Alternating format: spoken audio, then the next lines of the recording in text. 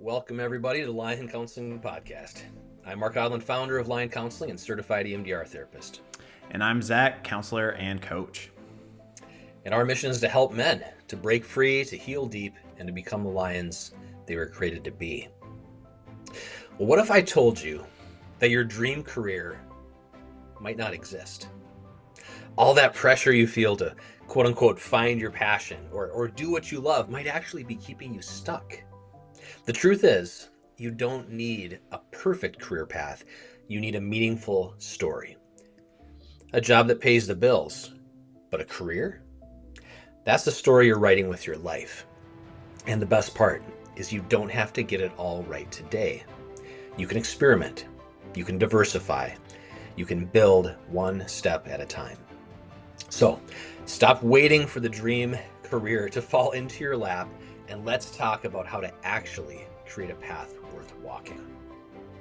And since you're already here, if you don't mind hitting that subscribe button down below, we'd really appreciate it.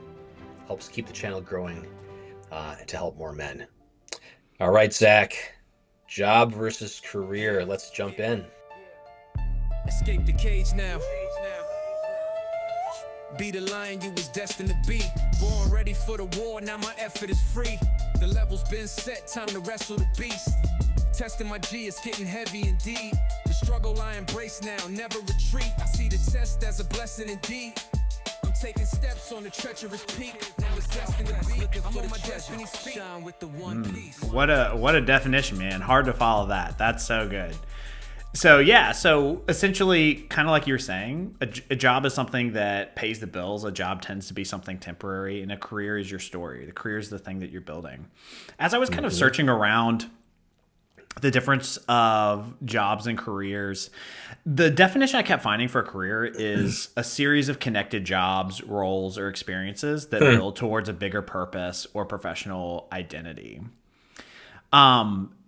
I don't know if I agree with the connected, though, as I was kind of like thinking through that, when I'm thinking about my career, there's like a bunch of things that kind of led up to this moment as a counselor doing this podcast that may not have seemed connected, but I was building my professional identity through building various skills, right? And so even the idea of a career, kind of the idea behind this podcast is we need to stop trying to find a dream career. We need to create our dream career is the big thing, right? And so we're all kind of like looking around for this unicorn. It's like, no, you like make the thing that you want to be, right?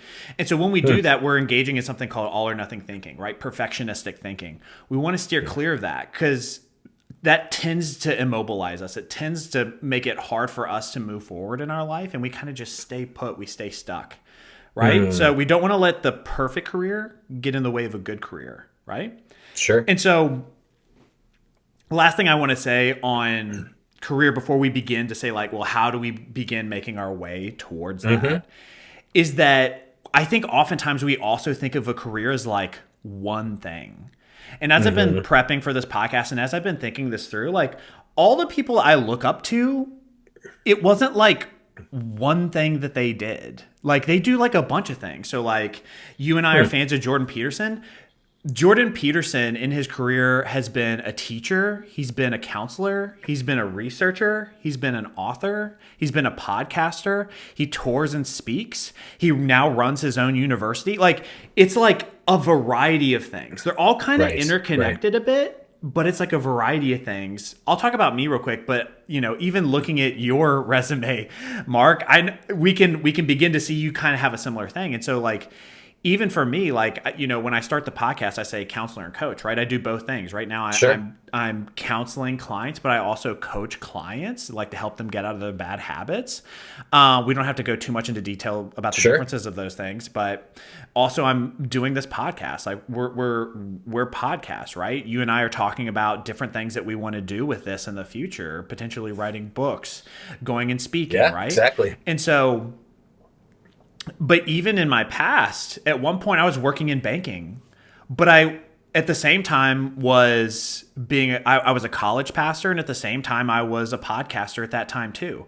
And so throughout my career, I've been building these skills. Like, and you're like, well, what does banking have to do with Right. counseling? I help clients like teach them how to manage their money. What did podcasting have to do with your career? Oh, well, now we're creating this podcast where we're helping people with mental health. What did being a college pastor have to do? Like, Mark and I, before we started recording, I was talking about a client that we were having a Yep. discussion around the idea of divorce and what does the Bible have to say about divorce? Because I had a background in the Bible and understanding theology, we were able to have that conversation, right? And so if you're out Right. there listening, all the things that you're doing is building a career. None of this has to go to waste. You're building a set of skills that you can now use in various places, various types of jobs, right? Any thoughts on that, Right. Mark? I love that, Zach. I mean, it's interesting as I hear you talk because in some ways our kind of like career or journey kind of has some similarities, right? Because we both had ministry at one point in our career that's kind of dovetailing into what we do now as counselors, therapists. But I remember you were like in the music world for a while too, and for me it was visual art. But we both have that really creative side to us, and I think it's such good timing that you're talking about this too, because I've been really intrigued by AI, right? And what's going to happen to careers, to jobs because of AI. And in one podcast, the guy's like, I'm convinced that the formerly kind of outdated like liberal arts education might actually be really important now to learn to have to kind of be a polymath, to learn different things, to be able to synthesize, to be able to integrate ideas, to be able to think critically. Like those are skills that you can transfer into different kinds of jobs, different kinds of career paths, right? And a final thought I guess I would say would be, in at least in traditional Christianity, there's this thing we call the doctrine of vocation, right? Vocation is a fancy word for a career or a calling, but the idea that you don't have to be a priest or a pastor to have a really important role in this world, right? Mm-hmm. And that whether it be you're a sanitation worker or a CEO or somewhere in between, if you do it to the best of your ability and you have that reason why you're doing it, and for our Christian guys out there, because and you're doing it as an act of worship, to serve God and to give him glory, man, that job is dignified, that job is worthy, and it's more than a job, right? Mm-hmm. And I love how you're saying that the things that seem disconnected actually can be more connected than we think when we look back. So 100%. yeah, yeah, those are my thoughts, Zach. But yeah, I'm intrigued to hear Yeah. more. Well, and one last question for you. So, what does this look like in your life? Because I feel like I was talking about how it kind of tracked with my life, but what would you Yeah. say about how that looks in your life? Yeah, I mean, man, I did not have it all planned out, right? So when I started college, I'm like, well, I've always been an artist. I love to draw, I love to paint, I'm very creative. I'll be an art major. That's like the really practical thing you want to hear as a parent, right? Mm-hmm. Is like your kid's an art major, right? Mm-hmm. But then that seemingly disconnected thing about being an art major, I added a religion major. My faith was really growing a lot at that time. And I started feeling led toward ministry. Continued to do art, continued to be creative, right? Um, Became a therapist, became a pastor, went into counseling full time at a certain point. But then, guess what? The creativity didn't go away, right? So started playing with ideas, creating courses for other therapists, writing books for clients, integrating. One of the books we have on the Lion website is 1 year I'm like, okay, this is my meditation. I'm going to reflect on all the trauma therapy that I've done over the years, and I'm going to write poems and pair them with works of art as kind of a meditation on trauma and my work as an EMDR therapist. And I've got a really positive response from that, right? Um, so I think a lot of things do end up coming together, and I think the creativity that we both have is being infused into this podcast. I Mm-hmm. think it's the way we think about where Lion Counseling can go, where the Lion Counseling podcast can go. So I don't know if that really answers your question or not, Zach, Yeah, but that was perfect. yeah, yeah, Yeah, the last thing that I really loved about your intro was talking about diversifying hmm what you do in your career. And it's so funny that you said that, because that's been something I've been munching on for a year, because that's, I've got income sources from a couple different places, and I'm like, they talk about diversifying your investments, right? Because if one investment falls through, you have others that hopefully potentially are gaining income, right? And so that's kind of how I saw my career. It was like, okay, well, we want to have streams of revenue in different places that's coming in. And that way, if one place in particular is drying up a bit, the other one will fill in the gap, and vice versa. And that's been the truth in my career, especially as a counselor and coach. So yeah, so if you're listening, we want to break out of that all or nothing thinking. Like, this is what I do. You can do a variety of things. And even I was thinking about my dad. And my dad was a teacher, but he also painted on the side, but he also did music and played live and got income from that. And so it's like, they don't have to interconnect either. There's a lot of people that are out there that might be creatives that are like, I want to do music for a living. Cool. If you want to do that, awesome. The likelihood is you won't make any money. Like, let's just be honest. Yeah, let's be honest, right? If you're okay with that, cool.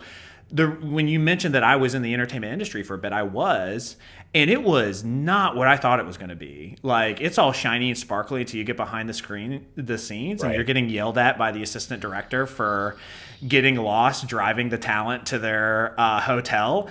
I'm not saying that happened to me, but and then you're like, no, but I bought a new GPS. I swear, I fixed this. And then they say, I don't care. Just don't screw up. That may have happened to me. I think I heard about this on Zach. I think I heard about this on TMZ. That was you. That was me. Yeah. So, yeah, you might be talking to other people who work in the industry. You're like, yeah, as the low person on the totem pole, I had to go through this park and pick up heroin needles to make sure that the shot looked pretty. Like, they don't tell you about this, right? So, where was I going with this point? This is part. Yeah, if you want to be in this industry, go for it.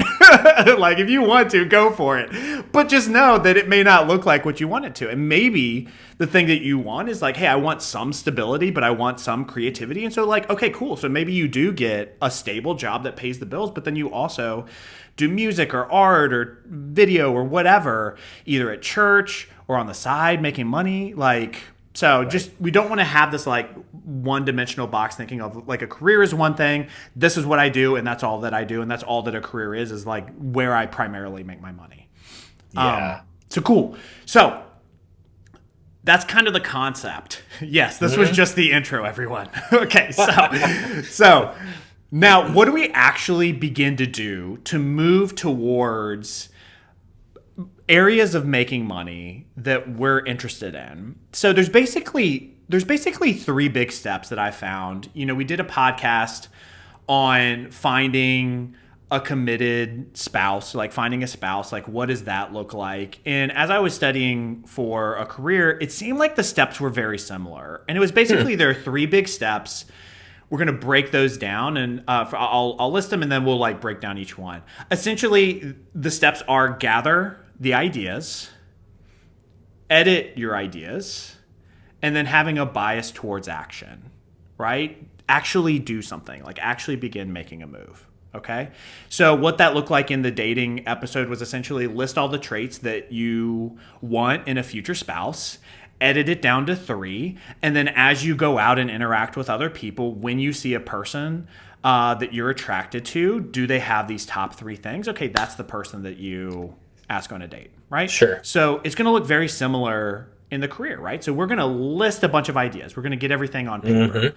Maybe you have some ideas already. Great. You're ahead of the curve, right? So list all the things as you go through your life and say like, what were the hobbies that I enjoyed? What were my favorite parts of my past jobs? What were my favorite jobs? What were my least favorite jobs? What do I want to avoid like the plague? And so you list all this out. Okay, so that's going to be step 1. However, some people listening might not have a good idea. Okay? Right. And so what we're going to do is we're going to go through something called a mind map. Okay? So these are pretty cool. Okay. So in our mind map, what we're going to do is we're going to list we're going to list something in the middle. So in the very middle, right? So in this particular example, it's for this person, it's being outdoors. Okay, so you find a thing that you like about life. Okay, maybe it's art, maybe it's business, maybe it's numbers, maybe it's reading. So you find a thing, you put that thing in the middle. Okay, you set a timer for a minute, and now what we're going to do is we're going to have 5 or 6 lines coming out of that first idea. In this example, it's being outdoors. And we're going to try to anything coming to mind, we're going to go ahead and put those things. So for this person, they put travel is being outdoors, hiking, camping, surfing, nature, right? So these things are just kind of coming up, and they put those things down. You set a timer. Once that timer runs out, stop going. Try not to edit. Try not to judge anything coming up. You just put the things that you're thinking. You're then going to do the same thing in the next thing. You're going to have maybe 3 lines or so. You're going to set another timer. And so for travel, they have Hawaii, Europe, backpacking. For hiking, they have boots. So it's like, yeah, boots. Like that's the first thing that came to their mind. In surfing, it has waves, exercise, ocean, pirates. So all like these are like kind of the random words, right? And then you'll do it one more time, right? So out of these words that you write, you're going to do it one more time. Okay. As you kind of finish this map, as you map out all these ideas, you then circle the ones that kind of mean something to you, right? And so this person, pirates meant something, exotic locations, bicycles, racing, exploring, tropical beach. And so if this person did this mind map, they might say, okay, what job has these elements in common? So maybe they're like, if I was a travel agent, I'd be able to like help people do these things. If I was a tour guide, maybe I could be a bicycle tour guide in Rome. I've always wanted to live in Rome. Okay, go be a bicycle tour guide in Rome. And so like you get to be outdoors, you get to ride bikes like you love, you get to teach people about the city, right? And so you can use a mind map to then draw out ideas of potential career options. Sure. Any thoughts, Mark? I love it. I love the creativity. And I think this comes back. I think the pastor, I think his name was Frederick Buechner, if I remember, but his definition of vocation or calling, right, was where one of your greatest passions intersects with the world's genuine need, right? So the fact that there's law of supply and demand, there's an economy of a service or product that people want, and if your passions and interests can overlap with something like that, awesome. I mean, then you feel like you're in this sweet spot in life, right? Work doesn't even feel like work, and a lot of people can't say that, right? They're a lot, and maybe you'll get to this, Zach, but being able to even just have that in your mind, even if it doesn't happen right away, it seems like that's exciting to be able to hope, to be able to dream. And I guess the last thing I'd say is I know a lot of the guys that listen to our podcast, they're trying to balance a lot. They're trying to, how do I honor my own God-given gifts and passions and still provide for my family, right? And at Lion Counseling, through the first 3 core values are provide, protect, and then create, and then love, and then leave a legacy, right? So it's interesting to think about how that dynamic tension between providing, protecting, and creating. And sometimes it's not super clear, and we have to go through a process like this to help things rise to the surface. So I really like that exercise. Kind of get out of your head, and so many things in life, right? In the therapy counseling world, is like you get it out of your head and you put it on paper. It just makes a big difference with kind of organizing your thoughts. Oh yeah, 100%. Yeah, I love it. Well, so that's step 1. We gather the ideas. We put them on paper, just like you were saying. Just like Mark is saying, it's true. Like so many activities in counseling is like, let's just put it on paper. So I'm going to be a pirate, Zach. I just got to get that out. I'm going to be a pirate. That's perfect. That's my takeaway from your whole podcast today. Yes. And Zach said I should be a pirate. I should quit my job. Sorry, honey. We need more pirates in our world, clearly.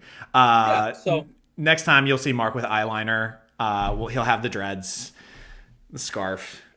he'll now be married to Amber Heard. And so Ooh, that would not be good. oh, Johnny Depp references. Okay, so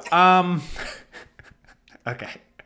Sorry, that was very distracting, Zach. I apologize. No, totally fine. Totally fine. We saw the squirrel. We went with the squirrel. So here, back to the steps. If you're still with us, everyone's like, I'm going back to Huberman.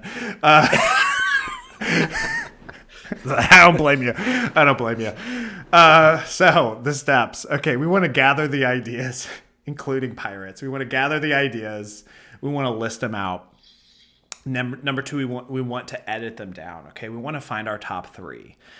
There's something about the top three psychologically that works. I keep reading whether it was like the dating books or whether it's the career books, they keep coming up with like the same research example of there was a supermarket where they did a study where they brought out like 24 different jams. And yes, it drew more people to the table to look at the jams, but almost no one bought anything. It was like 8% of people that looked at it, something like that, actually bought a jam. But then when you shrunk it down to 3 jams, less people were drawn to the table, but the people that did get drawn to the table, more often they would actually pick something, right? And so something like 25% or 30% of the people bought jam, right? So there's something about our psychology that like 3 is like a good number if we're like trying to make a decision.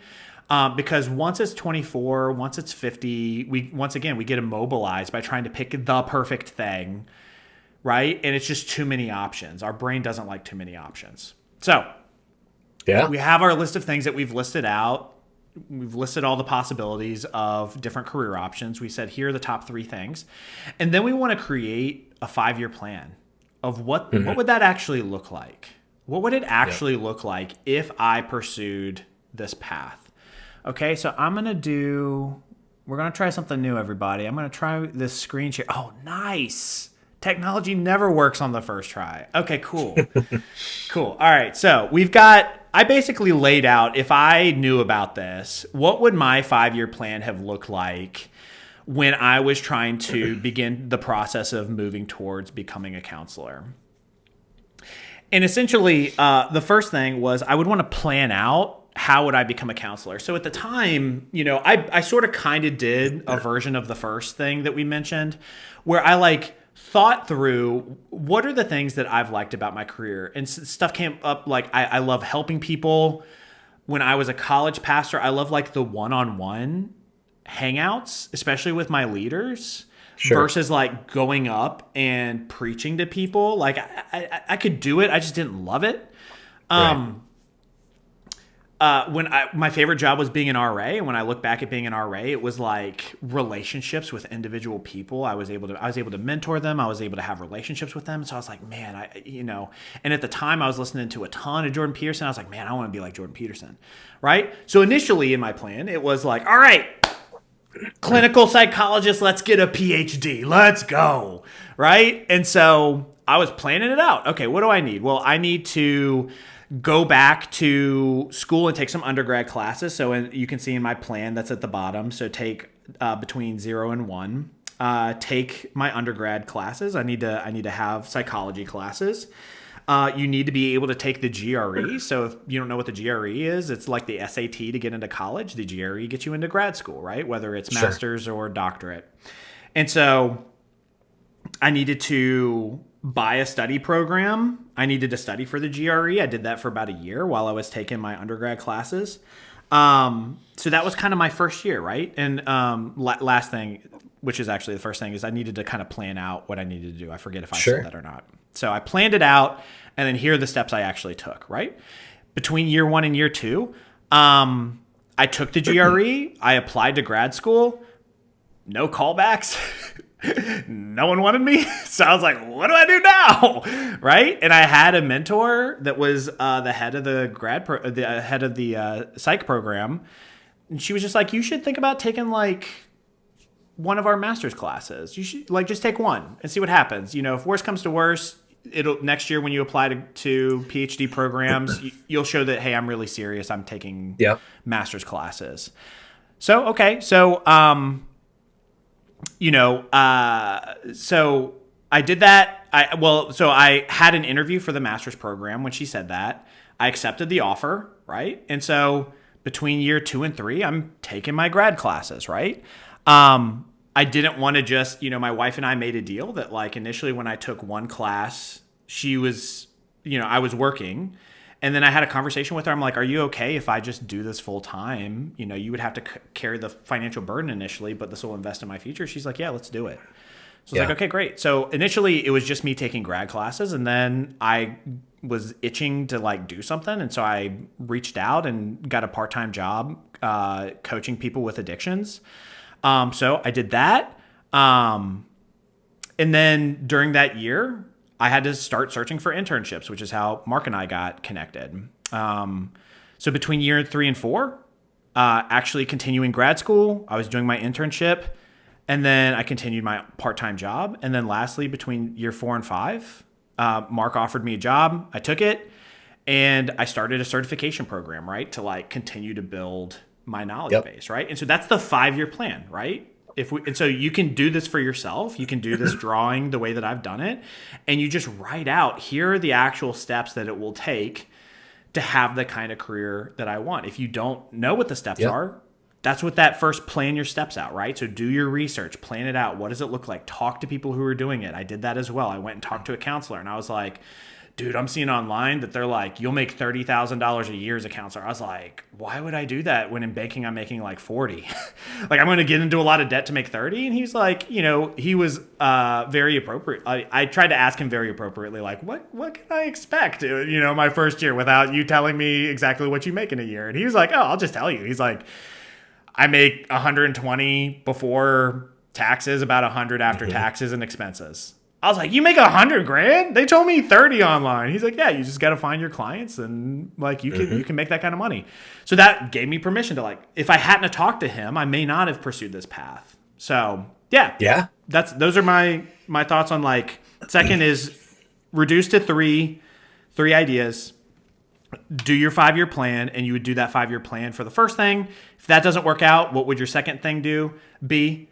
And then the third job would be, if money wasn't an option and and you're not afraid of anyone judging you, what could that third idea be? Okay, Mark. That's awesome. Yeah, I think it's so helpful. I mean, I think a lot of times we don't give ourselves permission to dream like that, right? It just feels too impractical. It feels like too much work. But then if we actually just be honest with ourselves, if I give myself permission to dream in 5 years, what would it look like? What would my life look like? What would my job, my career look like? Okay, that seems like a big thing, but then you start to work backwards, and all of a sudden there are actually milestones. There are steps, right? There are steps along the way. And I think one of the beauties too of kind of coming from that faith perspective too is, at every part of this process, you can be like, all right, God, I don't have it figured out. Please direct my steps. Please shut the doors when I'm not supposed to go that direction, right? Please help me to discover unexpected opportunities as they arise, and let me be ready and open to receiving them, right? And so it's kind of like old school, right? Not my will, but yours be done. And if it's not meant to be, shut the door in my face, and I can be at peace with that. And so when you come from that place of, it's not, I think a lot of times we talk about paradox with clients, right? It's not either or. It's not either it's all on me and I have to do it just perfectly, just the right way, or it's all on God and I'm just going to sit back and just wait for good things to happen. It's like, no, that's not how life tends to work, right? We have to be strategic. We have to invest. We have to put in the work. And then we also surrender to a bigger plan, right? And those things, that tends to be a good recipe for success measured in various ways. Yeah, that's perfectly said. That sounds very similar to what I tell people around finding a spouse. Is like, you're probably not going to find her in your basement. Let's get out and let's get out and do some stuff, right? And so it's the same with the career. Like, go out and try things. Which leads us into our third point. So well done, Mark. Mark has led us into the third point, which is a bias towards action. Right? So we've listed out here are the options that might be a good fit for me. trim it down to 3, right? You can either trim it down to 3 in your list, or you can do the other thing that I just said was like, here's my first option. If AI came and took all those jobs and those don't exist anymore, here's the second option. If that doesn't work out, if I had, wasn't worried about money and Right. I didn't care if people would judge me, what kind of career would I have? So whichever you prefer, whichever direction you prefer, you can do that as your second step. Third step is just a bias towards action. So kind of like the example I gave earlier is that I took it a step at a time, right? It was like buying the study program for the GRE, paying, you got to pay in advance to go take the GRE. So you pay it. So now it's like, okay, I got to take it now. Like I got to study now. They're not going to give me my money back. Right? It was, I didn't make it into the PhD programs like I had hoped. So someone said, why don't you just try the master's program? And I loved it. I loved Yeah. it. And Yeah. this is another thing we haven't even talked about yet.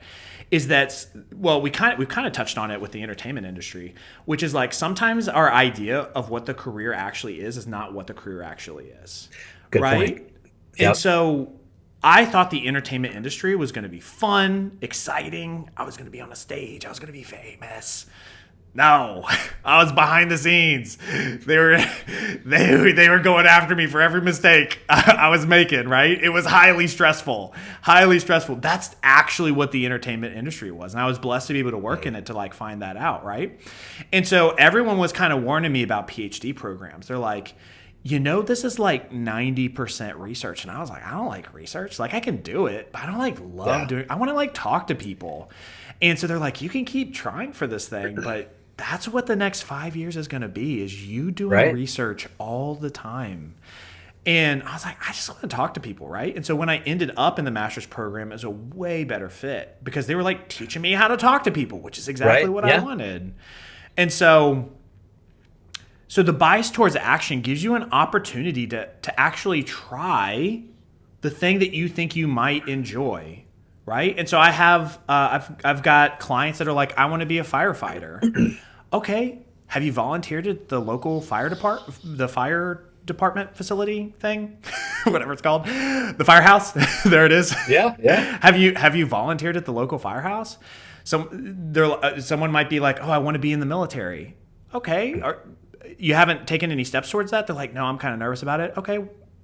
You could go part-time. Like I've got buddies that have done part-time military. Do you want to try that and just see? Like, do you actually enjoy it? Do you actually enjoy being in the military? You could do like I did with the counseling, that like if you can't actually go, like you can't like try out to be a counselor. So the next thing is like, hey, go talk to people who are doing it. Say like, hey, can I buy you, like I bought the guy coffee. I was like, hey, can I buy you coffee and just ask you some questions about what it's like? Yeah. Yeah. And that's a good way to find out, will I actually want to do this, right? So a bias towards action, set small goals and start moving towards the thing that you think you might want to do. That's great, Zach. Yeah, and I think that's so important because you're kind of pressure testing it with other people and with situations that reveal the thing for what it actually is. Right? Because there can be a big mismatch between what we expect a job or a career path to look like. And like you said, in the entertainment industry, it was very different. And as you know, like whether it's New York or Hollywood or wherever it is, like people can be behind the scenes for decades before they get their break. And many don't ever get their break. Mm-hmm. Right? So it's, yeah, I think there's something to that. And I think there's something about finding a balance between discernment, slow, methodical, small steps, and then these moments where you just kind of get over your fear and go for it. Right? I was listening. We referenced before the Navy SEAL Jocko Willink, who's got a popular podcast, and he was talking about motivation and discipline on a recent episode, and he talked about reps. Right? Like basketball fans out there, like Kobe Bryant, Michael Jordan, they made so many baskets, but they also missed the most, right? Because they just put in the reps. They put in extra time after practice, right? They went through these repetitions, little repetitions over and over and over again, which in turn led to confidence. And then Jocko talked about when it came to the military, there'd be this sense that there's a humility of I don't have the answers, I'm going to ask other people to lead, to step up. I'm going to admit my mistakes. I'm going to keep learning. But then he said, once you put those night vision goggles on, like when it was time for the mission, he's like, all that fades away. He's like, now it's go time. Right. So and he's like, and then at that point, it's like, failure is not an option. At that point, it's like you imagine yourself being successful. You imagine yourself, okay, I'm gonna nail this interview. I am going to meet my goal, right? Mm-hmm. And again, does it always work? No, but I think that humility, that honesty, testing things like you're saying is just so important.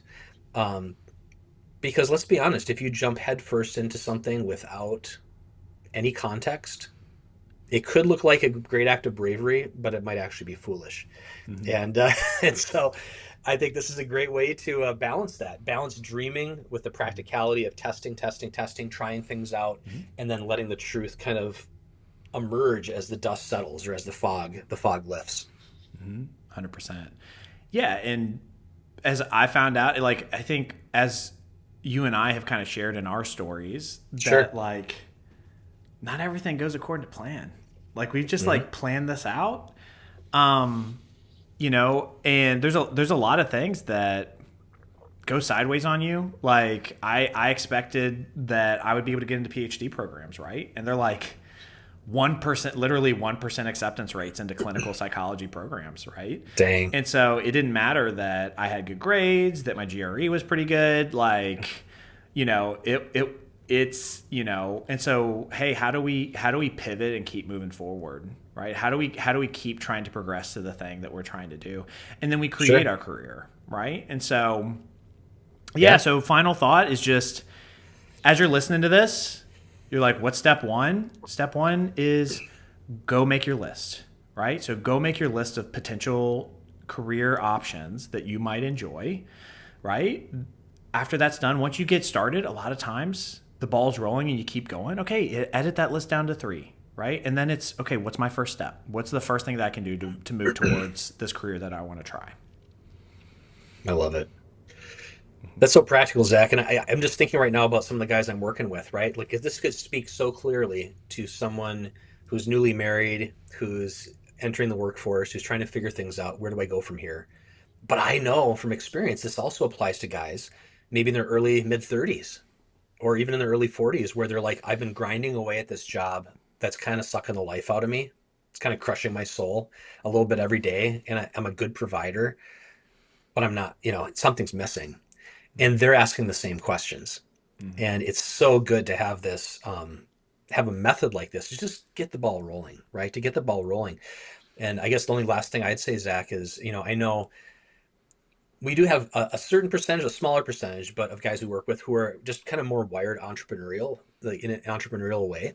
Mm-hmm. And they may have a bigger risk tolerance than the average guy, right? And so for them, it might be, they find the treasure in that field and they sell everything they have to get that field, right? Like it says in the Bible, they can swallow that bigger risk because of the bigger reward. But here's the key: you have to be able to have confidence in yourself that you can recover if it doesn't work out.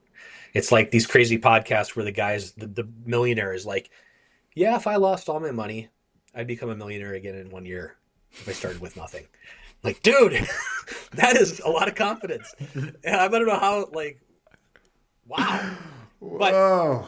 But that's, these guys have had multiple failures, but they have that, they're like, it's not just situational. It's like there's something inside of me that allows myself to take those risks. That's not most of us, right? Most of us, it's going to be, where are my gifts and passions? How can they intersect with the thing that can provide for my family? And how can I, like you said, start small, test the waters. Just, if nothing else, guys, today, if nothing else, like Zach said, just start brainstorming, doing that mind map. And if you're listening, I would love, I know Zach would too, just to read the comments. Like, if you do actually do the mind map, what are the things that come up? And if anyone says pirate, and we get your contact information, I'd be happy to send you a free book or something like that. Solid means you listened. You listened to You the best won. parts of the podcast. You won. All right. Mark's giving away free counseling sessions for those who put pirate in the comment section.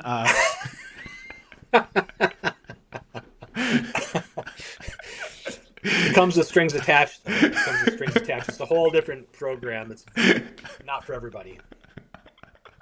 Okay. Wow. All right. All right. We're about to end this thing, and I just derailed it again. So you're welcome. All right. Yeah, that's all I have, man. So. All right. Well, thanks everyone. Thanks for listening. Hit that subscribe button. We are getting close to the 10K mark for subscribers. Thanks to all of you, which is incredible, exciting, humbling, and just a testament to the response we're getting from you guys, knowing this is striking a nerve, practical advice for guys trying to crush it in life and be good men and keep the faith and working hard and all that good stuff. So keep at it, guys, and we'll talk to you soon. If you're looking for extra help, yes, that's always good. If you're looking for extra help, go to escapethecagenow.com and you can reach out. We have a 30-minute free consult if you're looking for help, especially if you're looking for help in your career. We can do that as well. So all right. Now we can say bye. Bye, everybody. All right. We'll cut it off there. Bye.